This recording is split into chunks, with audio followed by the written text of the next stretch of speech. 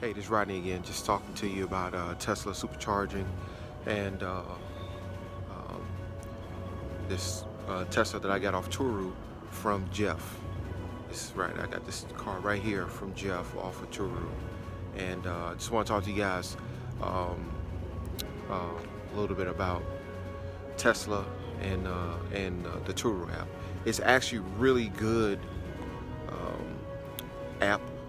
Turu is, that is, to be able to rent a car off of. So basically you go into the Turu app, you set up a profile, you go through, you check all this kind of stuff, and you got to upload, of course, a picture of your license, driver's license. Want to make sure you're not a crazy guy filling a bunch of tickets, stuff like that.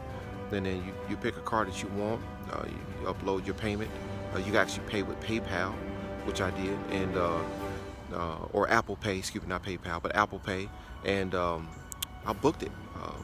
I sent Jeff a note, let him know, hey man, I appreciate you letting me, rent your car. This is what I plan on doing, going to Athens and, ripping and running, whatever. You know how many miles you are going to have on the car. I had 400 miles for the weekend from Friday to Sunday. And I'm probably going to use every bit of those 400 miles, like I said, going to Athens and back, and then ripping and running around here in Atlanta.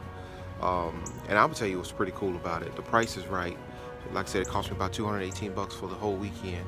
And what I wound up doing is I went to both of the superchargers in Atlanta. It's one in Atlantic Station, and it's one here in Decatur, Georgia. I just wanted to go to them just to supercharge. But I did hook up my 110, which I'll show you, at home. And I was able to get like maybe 3 to 5 miles per hour. So you figure if you get home, people wonder about charging. Oh, that's not a lot of power, juice, whatever. Like my wife is a skeptic. She does not like Teslas, plug-in cars, not just Tesla. She doesn't like the fact that it's a plug-in car and you're dependent on plugging in your car to get your mileage or whatever you got to do. But I'm here to tell you, you can't go wrong with a Tesla, simply because you're going to get, once you plug in your car, you're going to get all type of range and mileage that you want. Most people only drive 20-30 miles a day anyway. You get in your car in the morning, you go to work, you come back from work, you may do a rip and run to the grocery store, you may even go out to the movies or out on date night with your husband or significant other, and you come home and that's still only like maybe 30 miles. I mean, that's unless you got like a 45-minute, 50-minute commute here and there. If you don't have that, then you should be good to go. You get to where you got to go, you come on back home, and that's pretty much it. So, but I plugged in my 110 last night. I got 3 to 5 miles per hour. So you figure if you sleep, if your car is parked at your house for 10 to 11 hours, that's 33 miles a night that you'll get. So basically everything you use during the day, you get back at night. All right. But if you park your car at home and it's there for a while longer, you're going to actually get a little bit more than 33 miles if it's at 3 miles per hour with 110. Now if you go to 220 or 240 volt, you get an electrician hook it up, and you get a Tesla charger like the one that's here at the Tesla dealership. You're going to get maybe 15 miles an hour worth of charge in your car. So I mean, you can literally then of course you got to slide over and set your car up to be able to do your daily trip. You don't ever really want to charge your car to 100%, so it's actually not good for the battery. But you charge your car daily up to 80%, and with 15 miles an hour times 10 hours, that's 150 miles, um, on your car just for sitting there charging your car. So, I mean, you can't beat it, man. It's a good deal. So, um, Tesla's awesome, man. I really enjoy the car. Um, I would not use the autopilot on the street. You probably should really use the autopilot, on small narrow streets. I would use the autopilot more so on the highway, like in traffic. I was coming back from Athens, got caught in rush hour traffic, man. I put the autopilot on, and all I had to do was just kind of just keep my hand on the steering wheel, just to make sure that the autopilot realized I wasn't asleep, and it kept up with traffic. It moved up a few feet, 50 feet or so. It kept up with it and put on brakes for you. Kept up with it, put on brakes for you. Even if you get a Tesla that doesn't have the autopilot, it has the enhanced cruise control, which means once you set, the stalk for the cruise control at whatever speed you want it at. So say you're doing 70 miles an hour and you hit the stalk, but traffic in front of you slows down, it would actually slow down for you. So you never even really got to hit the brake or take your foot, on the gas or what have you. So it's going to actually slow down for you. And then what's going to happen is if you're doing it on the street and you're doing 30, 35 miles an hour, and you come up to a red light and there's a car in front of you, your car is going to stop before that car, as long as there's a car in front of you at a red light. And then when it's ready to go, it's automatically going to go. So there again, you never have to hit the brakes yourself. You don't have to hit the gas yourself with the enhanced cruise control engaged.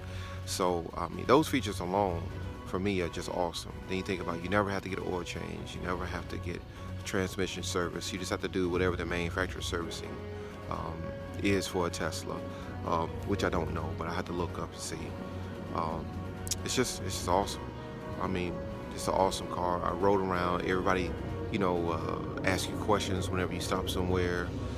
They want to see your Tesla. They want to look at it. I tell people, yeah, take a look at it. I mean, it's the future.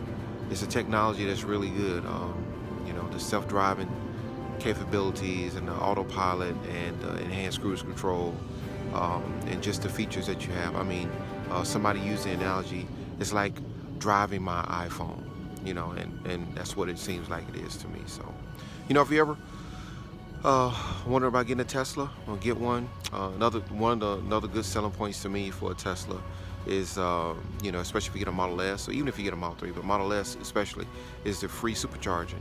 So you get in your car, you want to go to California, get in your car, push the little button on the steering wheel, say I want to go to route me to San Francisco, California. It's going to route you to California. It's going to route you to every supercharger. It's going to tell you how long you're going to charge at a supercharger and how much charge you have left by the time you get how much percentage of battery life you have left when you get to each charging station, and then how much battery you should have left when you find a destination. Dude, that's epic, to think about that. I mean, most cars don't give you that much information about how much miles you have left.